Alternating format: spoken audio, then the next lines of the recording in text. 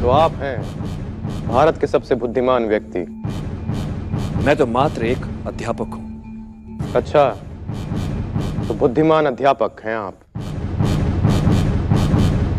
और आप अपनी बुद्धि और समझ से हमें ज्ञान की रोशनी देंगे। अध्यापक यदि बुद्धिमान है तो वो अपने शिष्य को अपने ज्ञान और अपनी समझ की छांव में बुलाकर उसे छोटा नहीं बनाता,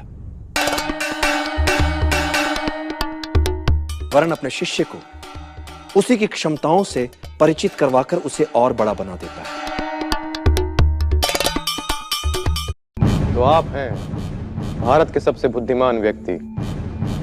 मैं तो मात्र एक अध्यापक हूं। अच्छा, तो बुद्धिमान अध्यापक हैं आप। और आप अपनी बुद्धि और समझ से हमें ज्ञान की रोशनी देंगे।